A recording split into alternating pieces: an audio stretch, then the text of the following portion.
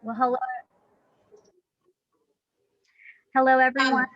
Oh, Kiana, I see some people like 4 people in the waiting room. Do you want me to let them in? I just did that. Okay. Oh, All right. Oh, there they all are. It must just be taking a minute. Sorry.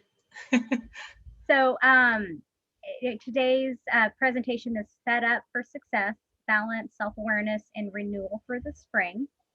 Today's presenters are Colby Arguella. She's a licensed clinical social worker who is initially housed at CRC, but since we've all been working remotely, she's been working for the district, which is fantastic. We have Mary Hansen, who is a college nurse at Folsom White College. Michelle Barkley, me, college nurse at Cosumnes River College. And we also want a special shout out to Kiana Price for organizing and getting the Zoom set up for us. And she'll be here. We'll both be monitoring the chat in a little bit coming up here. So just some Zoom keeping. It's more of the housekeeping stuff. If you have to get up and do anything, stretch, take care, go to the bathroom, take care of yourself. We're good with that. So make sure you do take care of yourself while we do this today. What I'd like to have everyone do as well is if you get a chance, just write your name, your main campus, and what you do, your title at the college. Type it in the chat, just there so everyone can see, and I'll do that as soon as my hands are free. And also for today's presentation, we'll just, you'll need a piece of paper and a pen on the ready, because we're going to be doing something, doing an exercise with that. By all means, include pronouns. Huh? By all means, include pronouns if you know them. So, gosh, that looks great, you guys. And then what we're going to do is we're going to go ahead and get started then. And I'm going to send it off to Colby. Okay.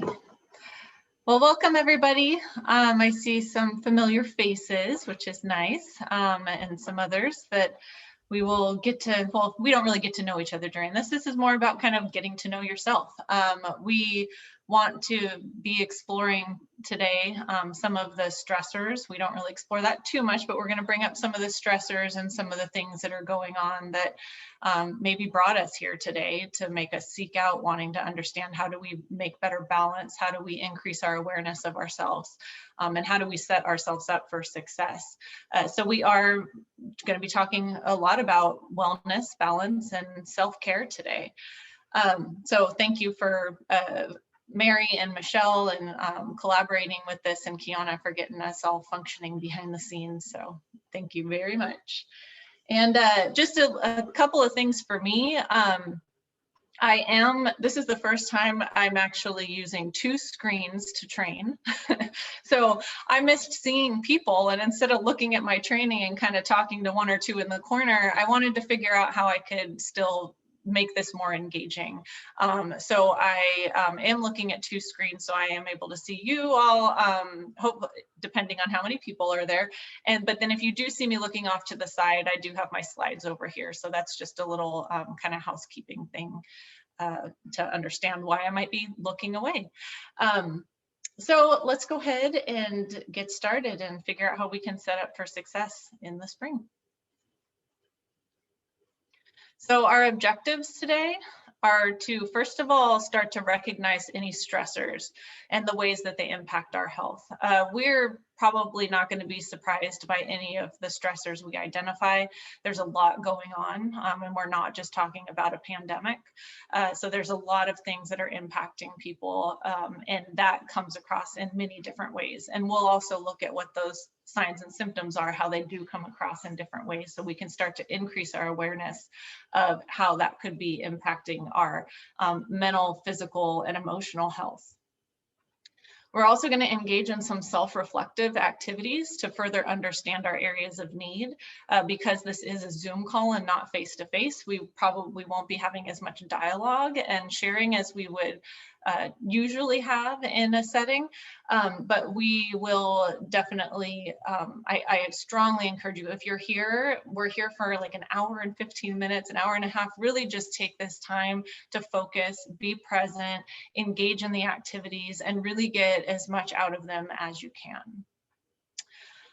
We will be dropping those things into the chat. So there's two things, is when we drop them into the chat, as we talk about them, you can pull them up and look at them as you're going along, or you could print them out if you're near a printer, or I also do one of the ones where we will hopefully be completing like a plan. I put it into like a Word document. So we'll drop that one into, and you can even like type into it. So again, it'll be a little bit more interactive. So hopefully y'all are up for that. Okay, so the last thing that we would be doing is developing that proactive and preventative plan to maintain balance and wellness while facing these unprecedented times. So we are going to try to be proactive and preventative versus reactive. So a lot of times we're not the best at taking care of ourselves. And so we usually get reactive in situations. It's just kind of the nature of the world that we live in, putting ourselves first or putting our self-care first, and things are not always looked upon as something that you want to make a priority. So I strongly encourage us to start thinking proactively and preventatively. I'm going to take sorry. I am in my spare room now with my door shut, and it's hot. All right, so this is another thing that, having done a couple of online trainings, I attended one, and having given a few now, this is something that was really cool at one of these last trainings that I went to, and it's the first time I'm doing it today. So we're hoping that this is all going to flow well for us, but because we're in this environment where we're not together and we're not physically connected, it's hard to feel connected. And so this is a way for us to be able, us to be able to hear your voices, hear your thoughts. And so we're gonna do a little activity where you can also see that you are being heard in this training as well. So if you have your phone or another screen open or whatever it might be, I would ask you please now to go to that www.menti.com. Michelle is going to drop that into the chat as well. And you're going to enter that code 2566958. And in that code, it is going to ask you, or in that screen when you get there, it's going to ask you, what are you experiencing that led you to this training today? And so now my screen should have changed. So, oh, and everyone's already doing it. So that's great. So you should be able to see the screen up there, and you should be able to see your answers popping up. So what are you experiencing when you looked at that list of all these flex trainings you could have attended this week, and you saw us setting up for success and looking at balance and awareness and wellness? You know, what were you thinking and feeling that brought you to want to learn more about what we're doing here? We'll just take a minute and let everybody pop in. I think I gave everybody 2 options to be able to do that. So if you wanted to put in a couple, that's great. I see anxiety, overwhelmed, foggy, trauma, exhaustion, need. Yeah.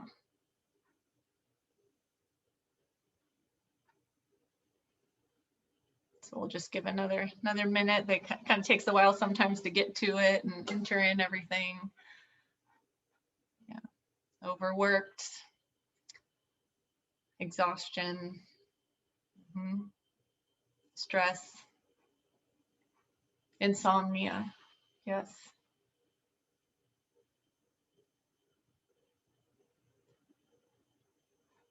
All right, so thank you for participating in that. That's something I think that, oh, there's a couple more coming through. And this is something that, you know, I can pull back up and we can always look at again, but really we're we're trying to get a gauge of kind of what's going on for everyone. And typically when you want to like I had just mentioned, when you're looking for figuring out balance and looking at your wellness, you're typically dealing with something. I am a therapist. I think Michelle gave my introduction, but I am a therapist. And so what I do know about being a therapist is that people tend to seek out therapy when they are either in crisis or when they're in need, versus when they're trying to be proactive. That does happen though. We do get people who are being proactive, but typically it's like because something is going on, right? And so if we kind of look at it that way, when we're looking for a self-care training or a wellness training, we're looking at it because we feel like we need something like that. We need to be evaluating that area of our life. So all of these things that you're coming with are definitely make sense.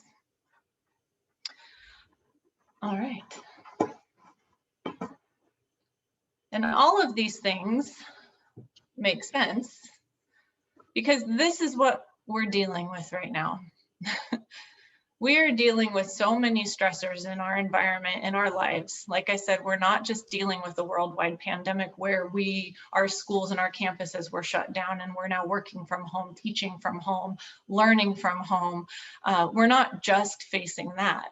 And I think that the request for this training came originally because it was like, this is a lot, there's so much going on. And as we were developing this training, we realized that it isn't just the pandemic piece of it, the shelter in place, the working from home piece of it.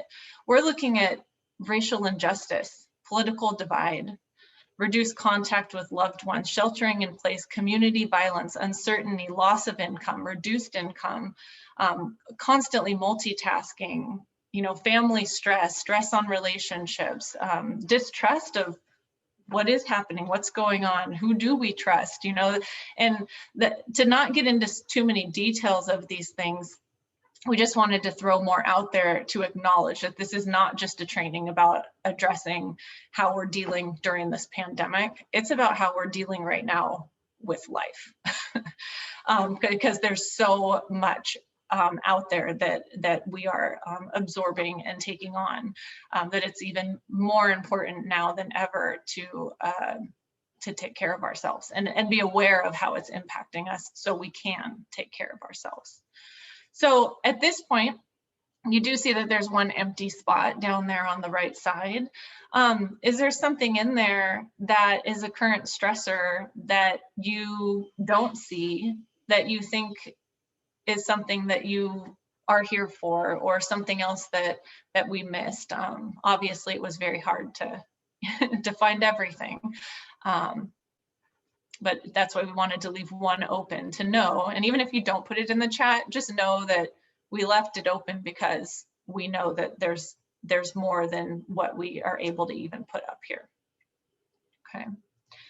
And again, moving forward, or not again, but just kind of to keep in mind moving forward, is when we do talk about examples or about stressors or about things we could put in place, we are not, I might use the example related to the pandemic, but it doesn't mean that you can't apply it to a situation in regards to a loss of a loved one. Or it doesn't mean if I talk about, an example in regards to witnessing racial injustice, it doesn't mean that you can't apply those things to a situation that might be overwhelming you in regards to the political divide. Okay, so it's all kind of flows. So just a kind of a disclaimer there that I wouldn't be able to give examples for every single one of these things moving forward. Okay, was there anything in chat? I didn't see anything pop up. No, okay. All right. So now would be the time that we would like you to get out a piece of paper. Can be blank, can just be your notebook. It doesn't matter what it is. This is one of the reflective activities that we're going to be doing. And it's called What's on Your Plate. And what this is just a way for us to basically visibly observe what we're dealing with on a daily basis. What is on our plate, right? So if everybody has a piece of paper and a pen or a pencil, a color crayon, it is a self-care training, so use whatever you'd like. Grab that piece of paper and I want you to draw a big circle on that piece of paper.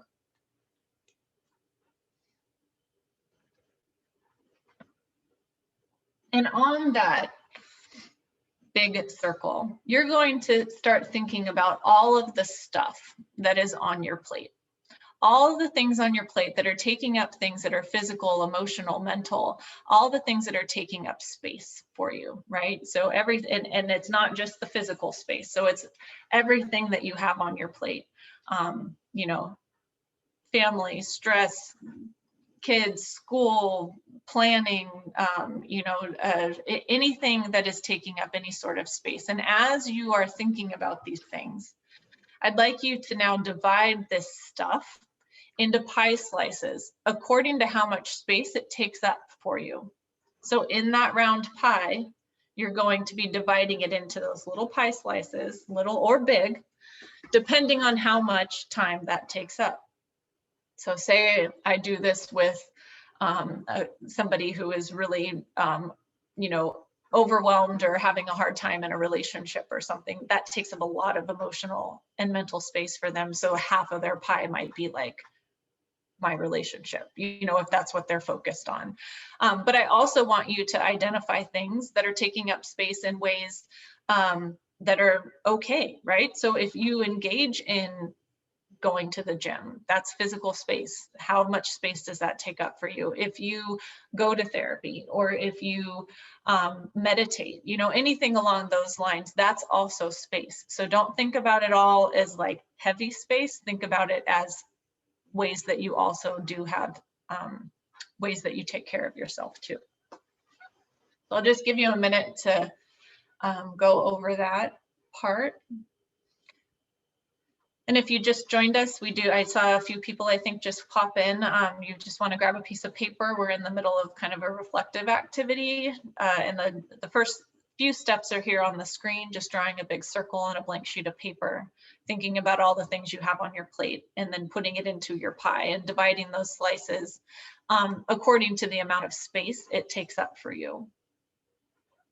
And that space is physical, emotional, mental space.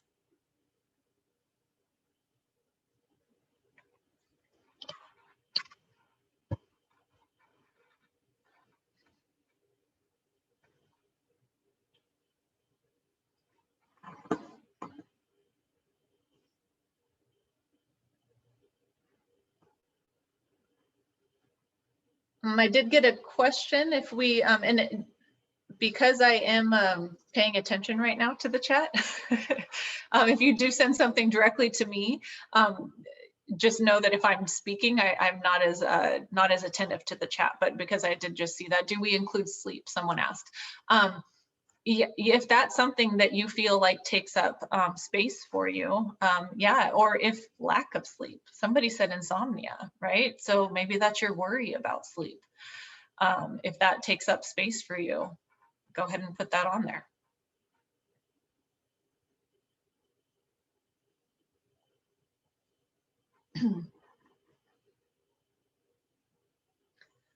All right, we'll just give you one more minute to kind of wrap that up.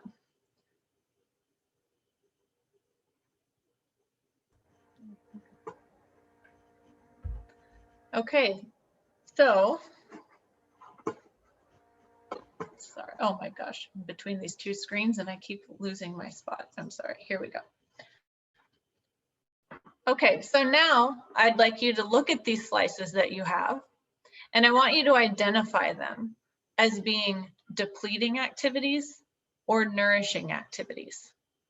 So it says color them in if you don't have crayons, like I said, different colored pens, a shading of one or not, right? And the question often comes up, is this, what if I have nourishing and depleting in this area, right? So if I am teaching and the lesson planning is really overwhelming for me, but the actual teaching and delivery in the class is amazing, then you do have nourishing and depleting going on there. So you can identify that. My example, I have two little ones, and my example is always I'm a parent. And so it's extremely nourishing to be a parent of two small children, but it can be really depleting too. So that's always my example for that. So looking at those pie pie slices, just kind of start to conceptualize a little bit and identify a different way of looking at them, whether it's like shaded in or a different color or circle it or whatever it might be.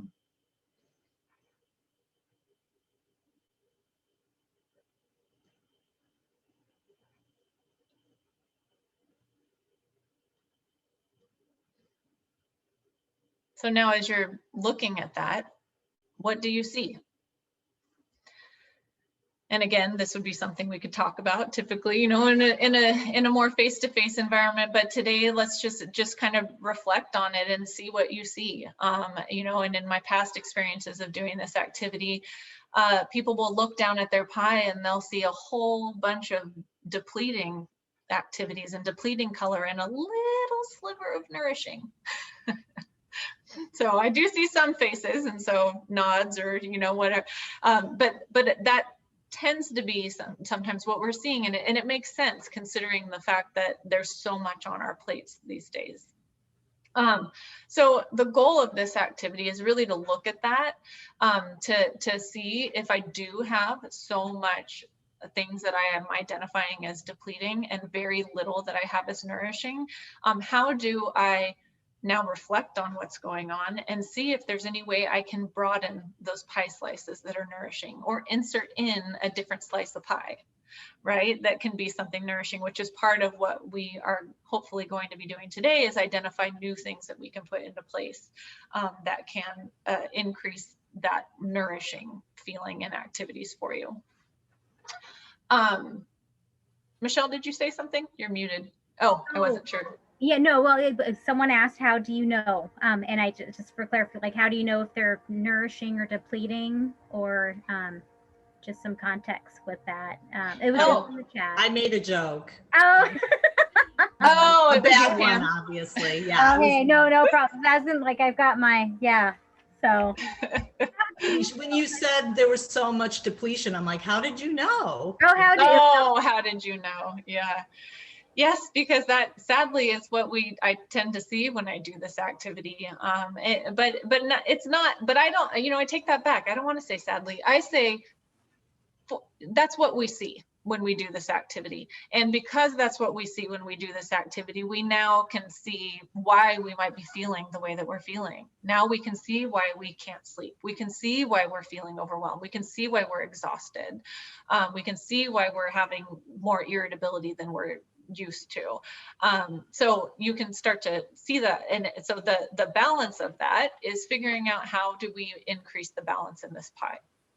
The other thing that I have to say about this is, if you did identify something as nourishing and depleting, break it out. And what is the nourishing part? What is the depleting part, right? So again, my example being a parent of little ones, if I'm feeling really overwhelmed and it's been a long day, because yeah, I'm a therapist, but I have really bad days sometimes, right? And especially there's so much going on, and I'm supporting other people with so much going on, and it's impacting me too. And so if I'm having a hard time, or if I'm feeling a little bit more short-tempered or a little bit more irritable, then I need to figure out, how do I really need to be on my kids about cleaning up their room? Or do I really need to, you know, do they have to brush their teeth this morning? You know, I do keep up my kids' hygiene, don't get me wrong, but you know, it's just those moments where it's like, do I move towards that, or do I just drop it and say, what are we playing today? Right? Because that is what's nourishing. So trying to identify what your boundaries are, sometimes within those nourishing and depleting things, and if there's any way that you can adjust some of those things to expand the nourishing and not have to experience the depletion so much. Okay. So a little reflective exercise. So what could I be experiencing because of all this? We could potentially be experiencing burnout. You guys have heard of burnout before, right? It's physical and emotional exhaustion, feeling powerless or overwhelmed, where usually we might be in a situation where we might not have much control or much enjoyment over a situation, and so we're feeling burnt out on it. And we need a change, or we need an adjustment. We could be experiencing compassion fatigue. Compassion fatigue is like a reduced ability to respond in usual compassion.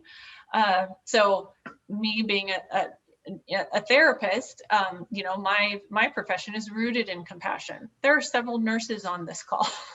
You know, there's teachers. Teachers are rooted in compassion. Anybody who's working in the field of education, you're giving back to people all of the time, right? And you have to have compassion. You have to have empathy for what other people are going through. Say somebody says, I'm struggling with everything going on and all of this school from home, and I'm late on this assignment again, or I just need a little bit more time or something, you know. And maybe in the past, at the beginning of this, it was like, okay, like, get it, we all get it, we're all there. And maybe you might notice as time has gone on, it's kind of like, no, the deadline is the deadline. Right? And not saying that you can't set your deadlines, but this is just an example, right?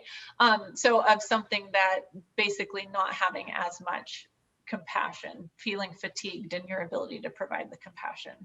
I have also heard this communicated in regards to mass shootings.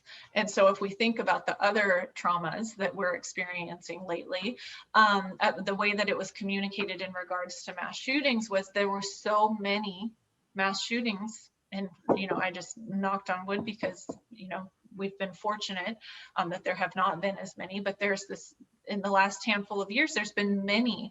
And people were confused after there being so many of being like, oh, there's just another one. Oh, there was another one. And it was like, I held this disconnect to it, right? And so it was like, it came up for people being like, why am I disconnected from that? It's tragic, it's terrible.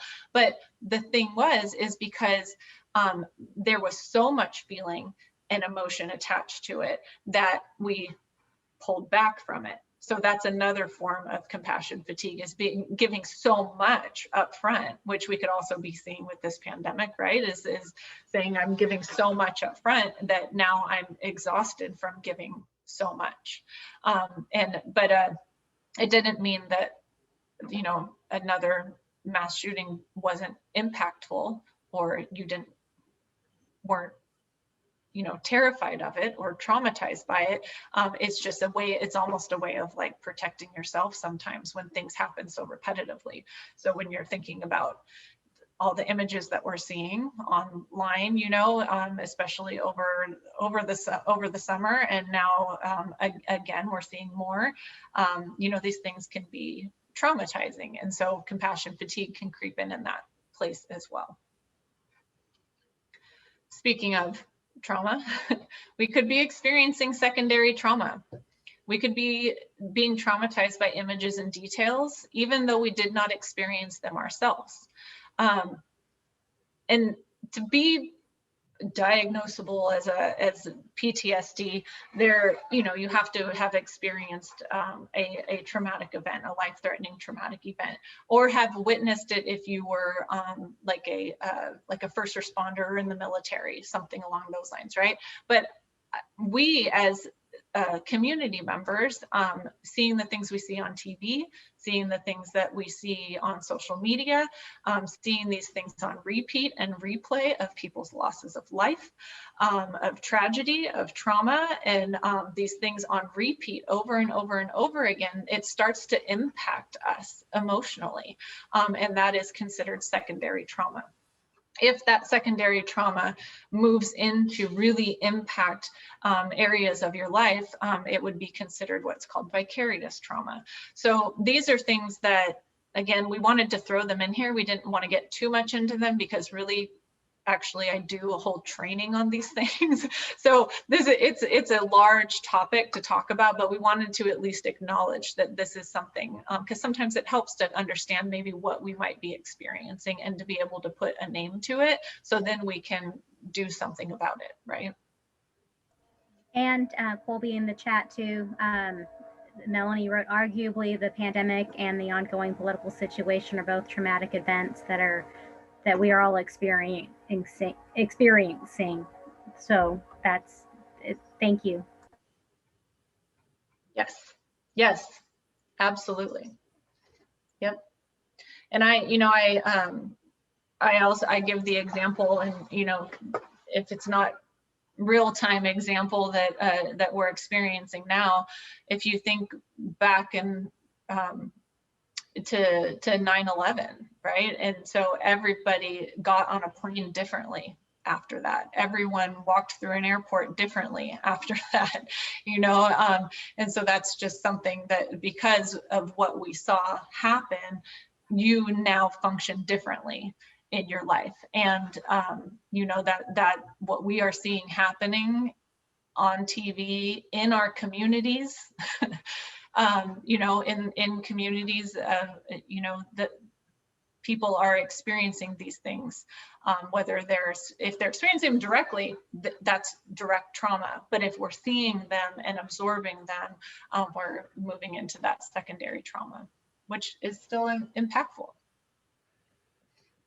So the last one we could be experiencing is caution fatigue. So this is also something that just, oh, every time I move something, I can't click forward on my presentation. And it's Melaine, not Melanie. So sorry, Melaine. Thank you.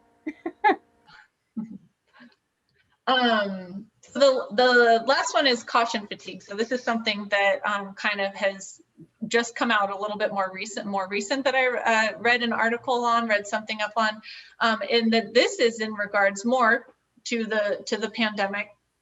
And it's a reduced attention towards restrictions fueled by dips in motivation due to prolonged social distancing. So at the very beginning, if we think about it, the numbers for what we're dealing with right now are at the highest that they've ever been, right? But people are behaving completely differently. When this first started, people were following not everyone, but you know, most people were following the restrictions and the guidance, and there was more concern. Now we're humans. We're craving interaction. We want to be with people. We want to do the things that we used to do before. And so our restrictions are getting a little bit more laxed, and that's because we're being fatigued by feeling like we have to be cautious all the time, right? So it's kind of, there's a little girl down the street, and if this wasn't going on, my kids would be playing with her all the time. The other day she was on a scooter, they were on scooters, I let them right up and down the street. Even though we don't, you know. So it was like these moments where you're just like, oh my gosh, I can't do this anymore, right? So having that kind of feeling, but having the logical mindset of saying we just got a little bit more time left, they don't always line up. So I think and that's a result of caution fatigue. Okay, so signs and symptoms that we might be feeling. So we're going to start kind of breaking these down into areas. So if we're experiencing some of this stuff, they might be coming across in different ways. So it's easy to say, I'm stressed, I'm burnt out, I'm overwhelmed. It's easy to say those things, but what do those things really look like for us? So if we start to break them down into the physical, behavioral, and psychological areas, they can look different. And the reason that we would want to break them down and see what areas they're in is because you'll see as we move forward, we're going to be doing a plan developing balance and wellness in all areas of our life, which Mary's going to talk about. So on the physical side, we might be experiencing exhaustion. We can't sit still, insomnia, sleeping difficulties, headaches, increased illness, right? And with that increased illness would bring around a psychological piece at this point. You know, I shared when we were prepping for this that when I feel overwhelmed or when I feel more anxious, my throat gets really tight and it feels sore. And when my throat's been doing that lately, because it's easy to be overwhelmed and anxious right now, I then automatically go to the mindset that I'm worried that, is this a sore throat? Am I going to get a fever? And, you know, and I do go check my temperature, you know, half the time. So there's definitely all of these things that kind of connect together. But with increased illness, people are feeling run down. They're feeling exhausted. They're feeling overwhelmed, and regular sickness and illness is still out there, right? So a behavioral way that we might be seeing these come across: irritability and anger, relationship problems. So again, that could be with your partner, with your friends, with your kids, you know, your family. I come from a large family right now, and I've never been in more awkward relationships with them. And it's because it just is hard. And so acknowledging that, right? So there are these relationship challenges that are coming across. And it's not just because of the virus. There's political differences. There's differences, and not just in my situation, I'm talking about generally. There's different ways of viewing and looking at things that are going on right now that are impacting the relationships that can impact the relationships that we have. Oh, I didn't go through all those other ones. I'm sorry. So increased use of alcohol or drugs. You've probably seen the memes and heard all the jokes that people are, you know, drinking more and using more. And, you know, it's not all a joke, because there is a reality. More stronger emotions. You might be seeing more tears, more emotion, more outbursts, different changes in appetites, overeating, undereating. Psychological side, you can kind of see all of these are just emotional exhaustion, depression, sadness, anxiety, fear, and worry. All these things that we are experiencing. Feeling guilty, constantly feeling guilty. Did I do the wrong thing? Go the wrong place? Did I say the wrong thing? Right? So constantly having this like second guess there. Feeling cynical, having resentment. Hypersensitivity towards things, intrusive imageries. Again, when we're seeing things flash over and over, those things might be coming up for us, and not engaging in those activities that nourish us and that keep us well and balanced. Tom says involvement in relationships without let up. I didn't hear that, sorry. In chat, Tom is saying involvement in relationships with no let up. So, you know, we just see our partners, you know, all the time, children, day in, day out, you know, there's no let up, no getting away, really. So yes, yep, absolutely. So Mary, this is where you take over. 8 years ago, not 8 years ago, in 2008, when I started FLC's Health and Wellness Services, this was really on my mind. The VPSS and I really like the wellness theory. And the wellness theory talks about all the different ways that we can incorporate wellness into our life, all the different dimensions. And so you've got the occupational dimension. How does your work affect your wellness? The physical dimension, Colby already talked about that, what you're doing to take care of your body or how your body feels to you. Are you ill? Are you well physically? Your emotional wellness, your mental health, all the feelings and emotions that you have day in and day out. Your social wellness, do you have a lot of interaction with people? Right now, that's probably limited, but that's another aspect of wellness. Intellectual wellness, I think of as what we put in our brain. And so basically, you know, are we spending our whole day watching the news? Or watching different kinds of movies that may not be so healthy for us? What is it exactly that we're putting in our brain? Is there a balance there? Spiritual wellness, I think of as all the ways that people have a sense of meaning and purpose in their lives. You know, really having an awareness of why you get up in the morning. What is it I want to accomplish today? How do I feel about myself? Do I feel that my life has a meaning? And then environmental awareness, which of course, right now it's pretty limited. You know, we're in our homes or we're going to the store to pick up groceries or to the restaurant to pick up our food, but it's much more limited than it used to be.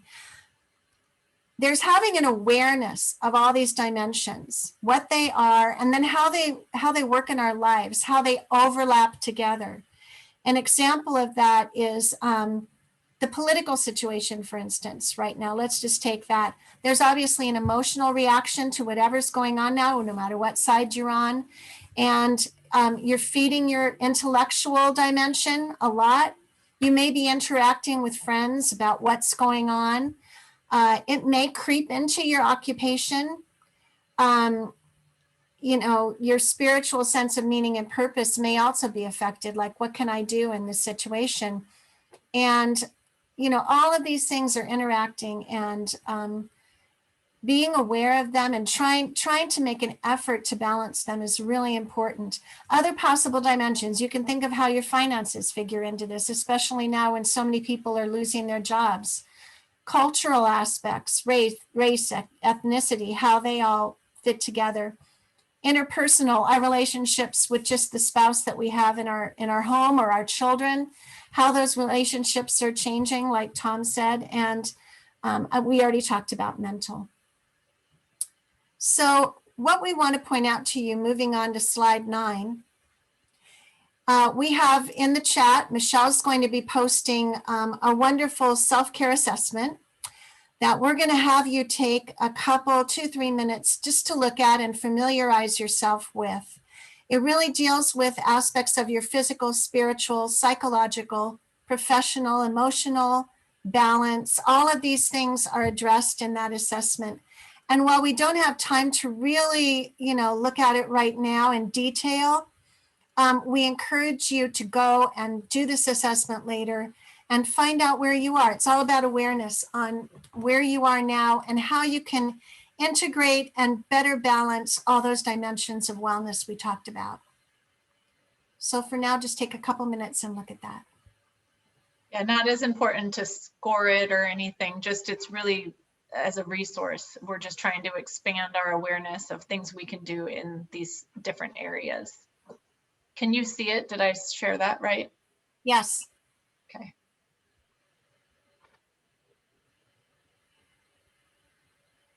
So it should look like this. If anyone's having any trouble getting it themselves, if anyone wants me to keep this up, let me know. If not, this is what it looks like.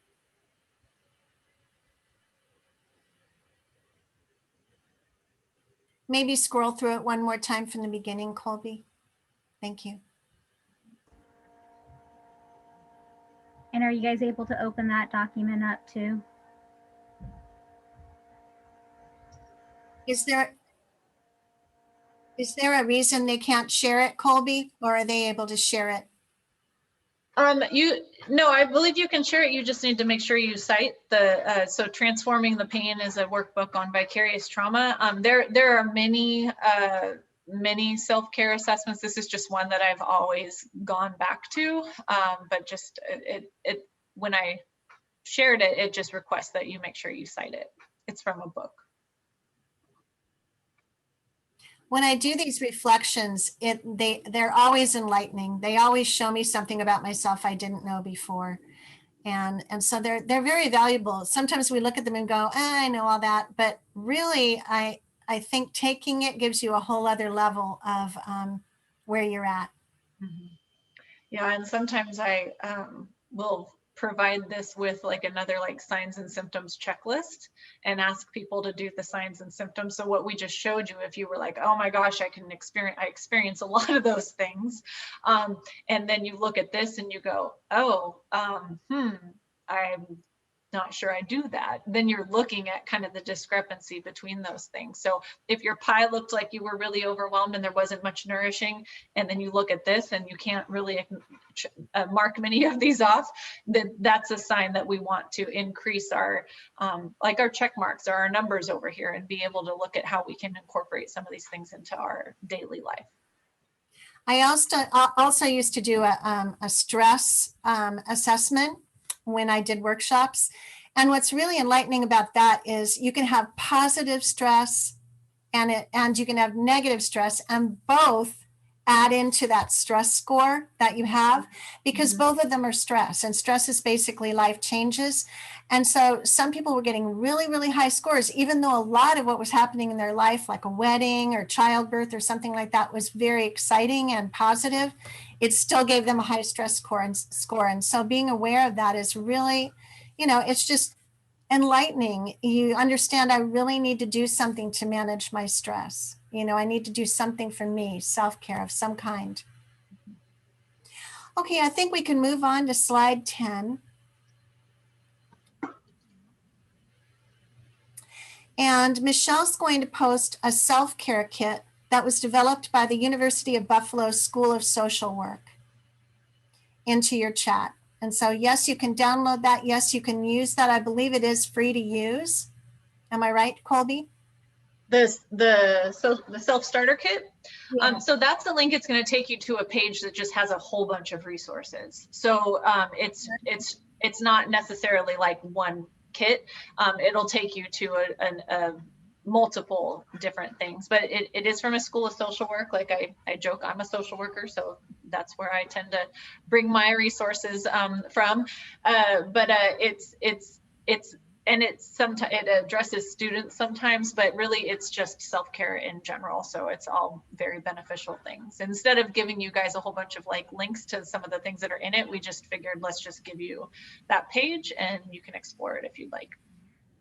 And Sunny says, thanks for the assessment form. And Tom says, yes, personal growth can be stressful. So now in looking at the self-care kit, you'll notice there's a lot of ways to take care of yourself. And not every way is for every person. Oh, someone's pointing out that it is licensed under Creative Commons attribution. So what some of the ways, the progressive muscle relaxation is really an awesome tool that you can use. You can use it before you go to bed. It can definitely help with insomnia, put you in a very relaxed state. Visual imagery is great when you're feeling particularly stressed out. You can take yourself to a place like the beach or the mountains, a little cabin with a rippling pond or lake outside. And the more you practice this visual imagery, the more that those images grow in your mind so that you can go there very quickly in the future when you're experiencing stress, and it will automatically, your body will have a calming sensation, an automatic response to that visual imagery that's so calming for you. Mindfulness is really being aware. And it can be a practice. You can be eating your food and be mindful. What does it taste like? What does it feel like in your mouth? What are the scents that come up when you eat your food? When you're walking, instead of walking along and continuing in a dialogue in your mind the whole time, you can let go of the dialogue and just be there on your walk. The trees are there. Feeling your steps on the ground. Mindfulness is a very powerful tool. Meditation is a way to understand that your thoughts are not really who you are. And so, you know, a meditation can be silent. It can be guided. You can have, you know, music in the background. You can have a voice talking you through it.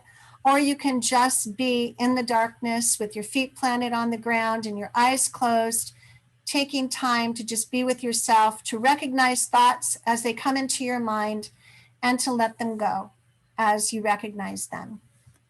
Mindful breathing is really just that. We all breathe every day. We're not very mindful about it most of the time. And so it's really being conscious of breath and how it does support your life.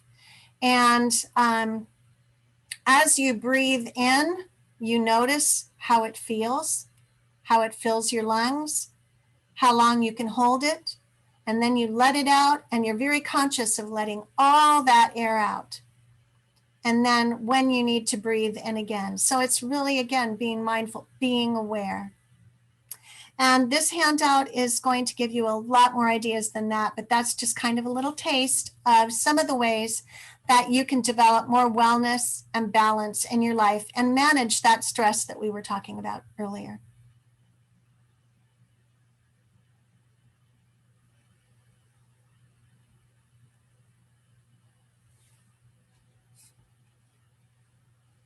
Colby, are you taking this? Oh. Sorry. No, I was just talking to myself over here.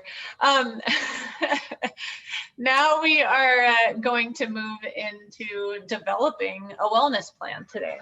So now that we've kind of looked at the areas of what these signs and symptoms and what we might be experiencing, what that might look like, and at ways that we can incorporate self-care and more nourishing activities in those certain areas, we're now going to start looking at developing what is called a maintenance plan.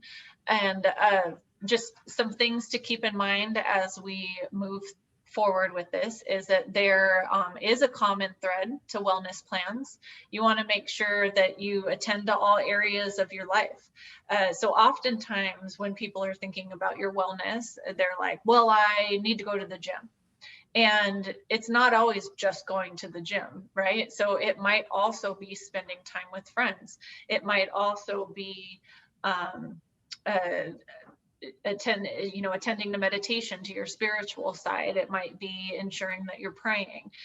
It might be ensuring that you are being mindful, or that you're eating right or sleeping well, right? So there's all these different areas that you can connect, and to find true balance, we want to make sure that we're tending to all areas of those. You want to think of your plan as a roadmap with planned vehicle maintenance, travel activities, rest stops along the way. So it's not something, oh, and I see Michelle put it in already, and we're going to start with that in a minute. So we're going to do that activity in a minute. So we'll just go ahead and explain first, and then go into the activity. But we're going to think of the plan as the roadmap, right? So there is bound to be car trouble every once in a while. There is maintenance that we have to do on our car. And so if we think about our plan in terms of it being like a vehicle, we know that we are going to have to continue to put gas in it. We are going to have to get oil changes. We might hit a pothole and get a flat tire. We don't tend to just leave our car on the side of the road when those things happen. We usually go to the gas station, we get the oil change, we fix the flat tire, right? So if we can think about that when you're moving through your wellness plan, if you feel like you're not wanting to do what you committed to, or you're not wanting to engage in eating well, and you want to go to In-N-Out, go to In-N-Out and then get back on track tomorrow or the next day. So it's not depriving yourself of things. It's allowing you to live with a sort of with a goal to move towards your plan, and try to keep all those things in line for you.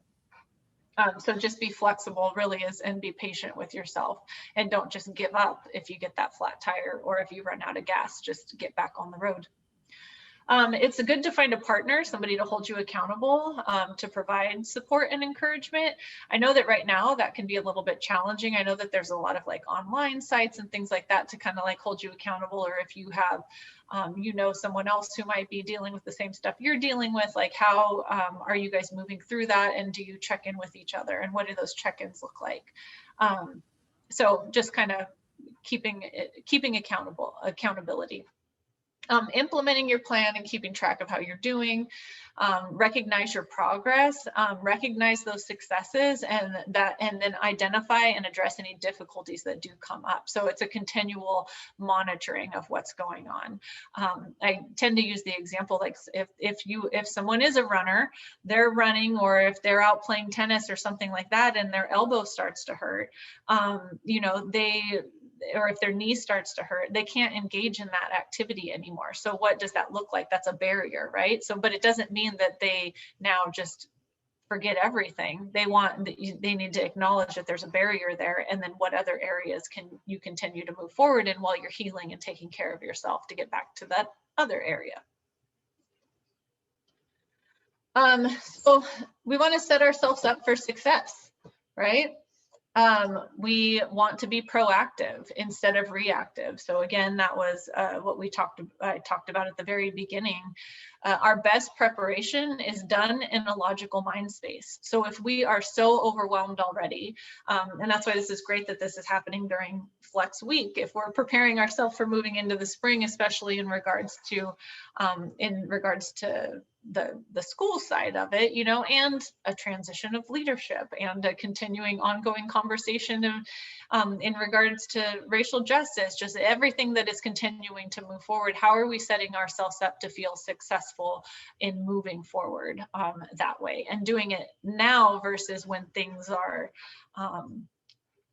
overwhelming or feeling out of control again, then we have a plan to go to that we can reflect back on.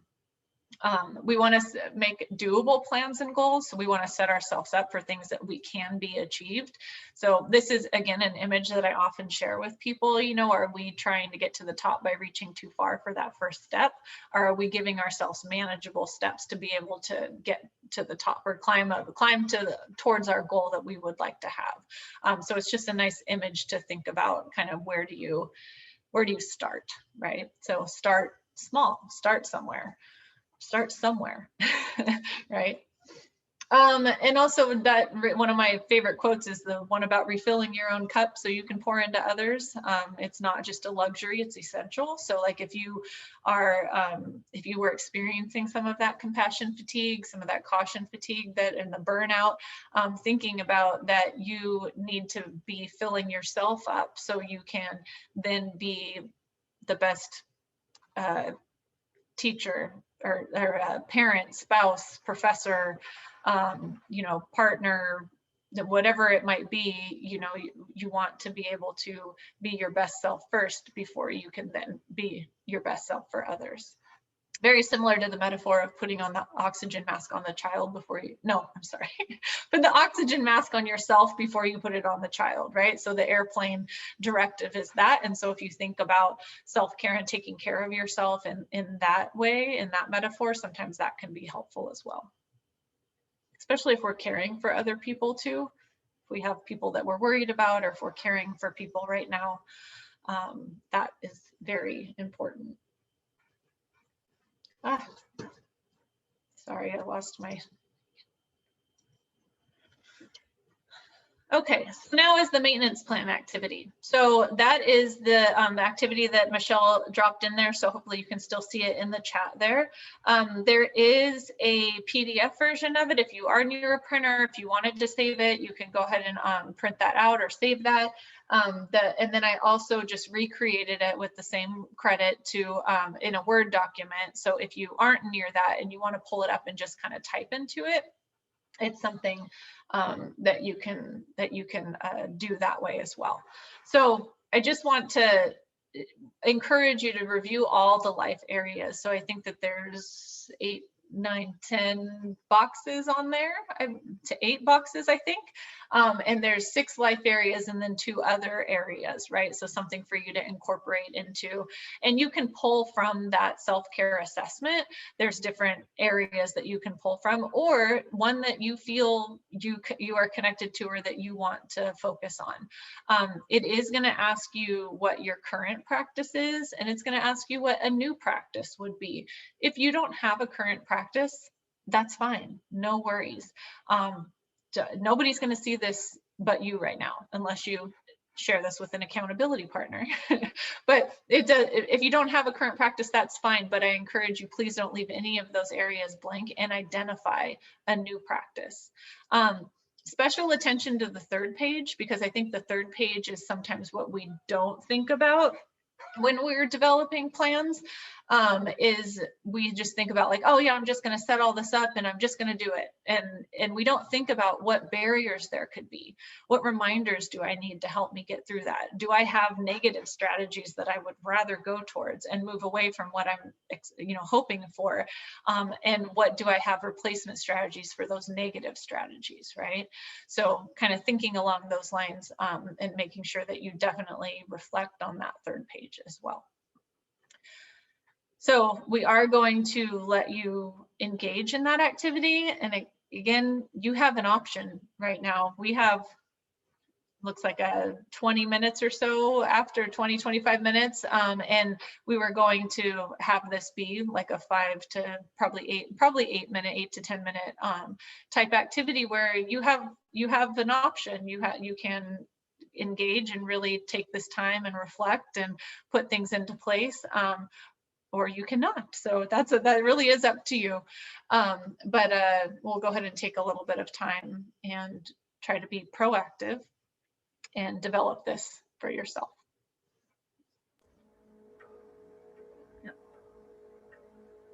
And I wish I had, my 1st grade son's teacher has a little timer that she puts up and you can kind of hear music and everything at the same time. It would be so fun, but I'm not that savvy yet. So. Is it possible to put it on the screen? by any chance? Or would it be The too? plan, yes, I'm sorry. Yes, I do have that. And I'm playing music for you guys. Relaxing music. Yeah, Can you guys a hear little it? bit of background music. A little bit. Okay. Oh, I'll try to turn it up louder. And I'll set a timer so we can do it. Do you now be about 5 minutes? Is that good? Like up to 8 probably. There's, we want to, and you can use the assessment to go back to, and it's really just spend some time to honestly reflect on these things, I think is important. So I'll leave the first page up for a couple of minutes, then I'll do the second page. I'll do the third page.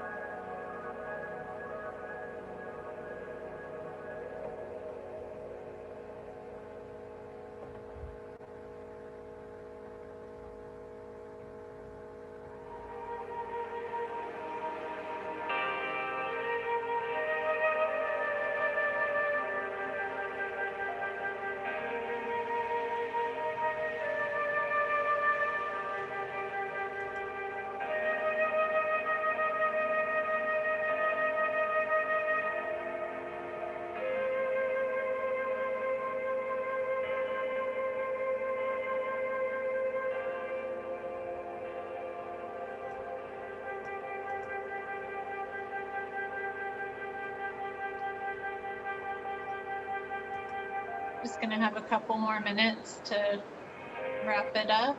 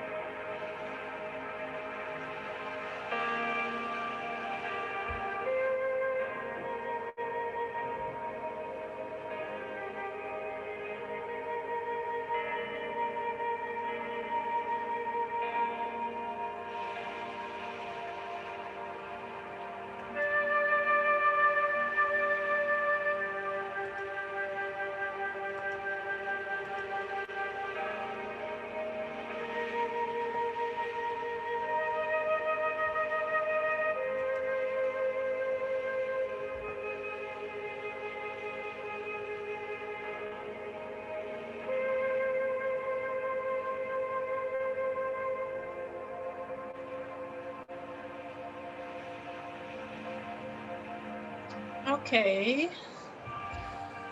Michelle, thank you for that music. Welcome. It worked out. Thank you very much. Hopefully that helped people's thought process and reviewing that. So we do just have a little less than 10 minutes left. So that's why I for some reason, I think I thought 3:15, which is, I was thinking we had more time, but we don't. So hopefully you guys all were able to reflect on that and see that as something maybe you were able to identify current activities, maybe not, and also add in new activities, especially if there wasn't anything in that domain, and able to find things for the options, right? So something that speaks to you specifically. So now we're going to go back to, and if you still have the survey back up, there is one other piece of it, and if you'll bear with me, I have to like get out and move the slide forward and then slide back. But we are going to be answering this question now. So if you get in there, it's probably going to say that you have to wait for me to advance the slide. So that's what I'm going to do next. But it's asking, what will you implement that is new to increase your wellness this spring? So what is something that you were able to pick up, or something that you saw from the resource we provided, or just from kind of reflecting on what we've talked about today? And this one will be a little bit more,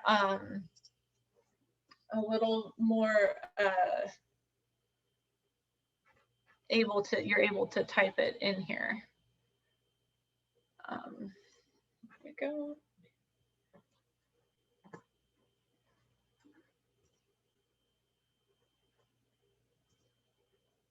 Okay, so you'll get a little bit more space to be able to type. So here's one of the examples, focus on sleeping better.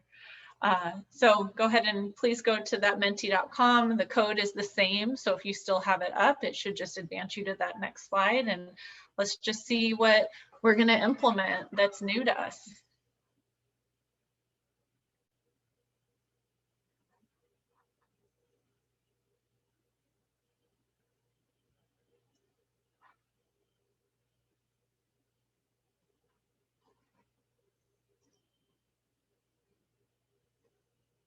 Oh, if you need the code again, it's 2566958. You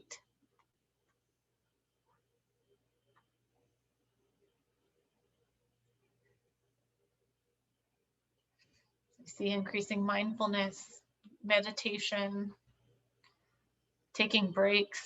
Yes, especially when our home lives and work lives are balanced or blending together, right?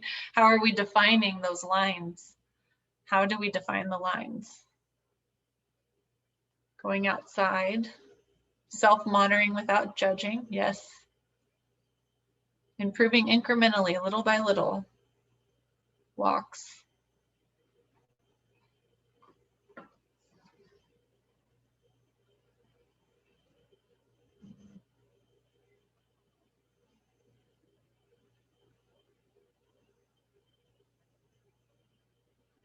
No, I have not seen it with this many people, so it's now moving.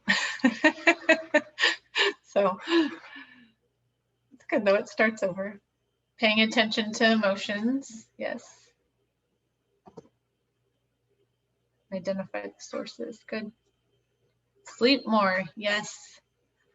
So easy right now when we're, you know, there's I always say there's the pros and cons because I'm not a morning person, but not getting up and having that structure and that expectation to get your child to school, get yourself to work, allows you to then stay up later and later and later.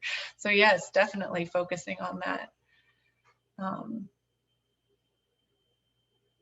Good, mindfulness breaks from work, more personal check-ins. This says I can press enter to pause. So let's see what happens when I don't know.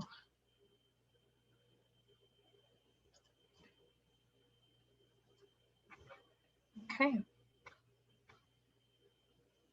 Self-awareness of stressors, good. And that's where it starts, is seeing what is impacting us and how it's coming through. Because we can't really address what's coming through from us if we are not aware of it. So increasing your self-awareness is huge, great. Good, journaling, yes, that's a great one. Journaling is very good. Identify the sources of your emotions, personal check-ins, yes. Okay. Great, great. Thank you, everyone. Thank you so much. This is something that I think I can save and pass on at some point, but it's just nice to be able to have the engagement and the feedback. So thank you. I'm glad that it looks like people were able to reflect. Okay, so because I am a therapist, we always want to talk about resources, right? And Michelle is actually going to talk a little bit about resources for staff and students. I know that this is a training for staff, but you all interact with students. So we want, if people are struggling or having a hard time, or if you're experiencing anything, we wanted to make sure that you understood what resources you had as well in regards to, you know, support in that area. So Michelle.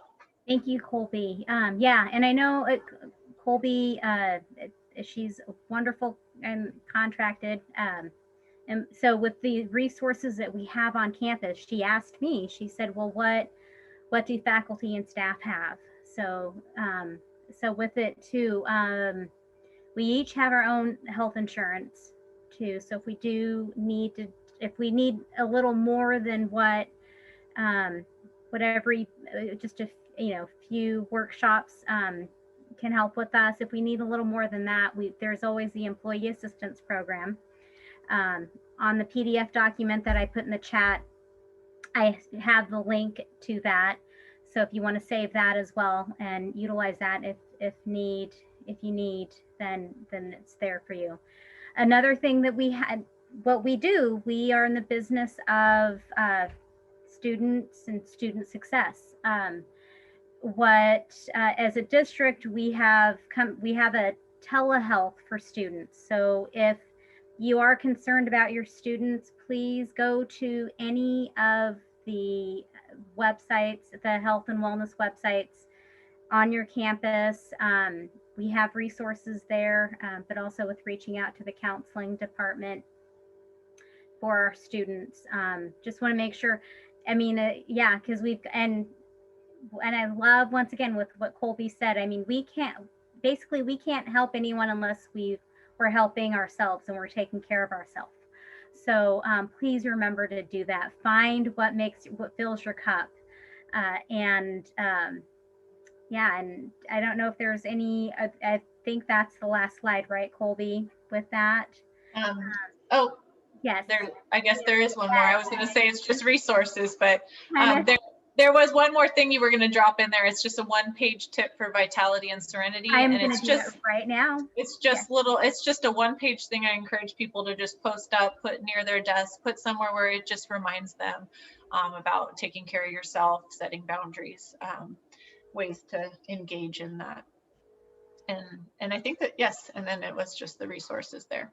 So yeah, so that wraps it up, and I don't think I've ever been more on time. It's 3 o'clock. Wow. So so if anybody has any questions or any comments or any thoughts, like, please feel free to stay and check in with Mary and Michelle and I.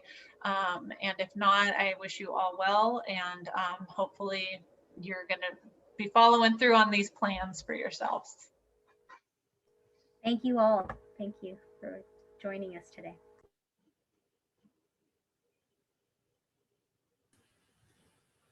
Thanks, everyone.